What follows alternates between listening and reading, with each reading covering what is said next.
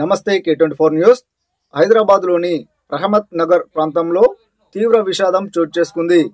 హనుమాన్ ఆలయం దగ్గర ఉన్న ఇండియన్ గ్యాస్ లీక్ కారణంగా ఒక కుటుంబం తీవ్ర ప్రమాదానికి గురైంది.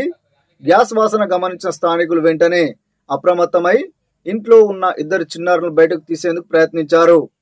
అదే సమయంలో పిల్లలను రక్షించేందుకు పరిగెత్తిన వారి తల్లి సోనీబాయ్ 30 సంవత్సరాలు మెట్లు ఎక్కుతుండగా అకస్మాత్తుగా మంటలు అంటుకోవడంతో ఆమె సుమారు 90% కాలిన గాయాలు అయినట్టు.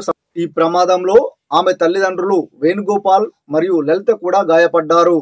అక్కడి పరిస్థితి చూసిన స్థానికులు కన్నీళ్లు ఆపుకోలేకపోయారు. పిల్లల ఆర్తనాదాలు, కుటుంబ సభ్యుల కేకలు అక్కడి ప్రతి ఒక్కరి హృదయాన్ని కలిచివేశాయి. సోనీబాయికి ఇద్దరు చిన్న కుమార్తెలు ఉన్నారు. సమాచారం అందిన వెంటనే ఎమ్మెల్యే నవీన్ కుమార్ యాదవ్ ఘటనా స్థలానికి చేరుకొని బాధిత కుటుంబాన్ని పరామర్శించారు. తర్వాత మాజీ ఎమ్మెల్యే శ్రీశైలం యాదవ్ కూడా వచ్చి కుటుంబానికి ధైర్యం చెప్పారు. ఈ ప్రమాదం రహమత్ నగర్ ప్రాంతంలో తీవ్ర విషాదాన్ని నింపింది.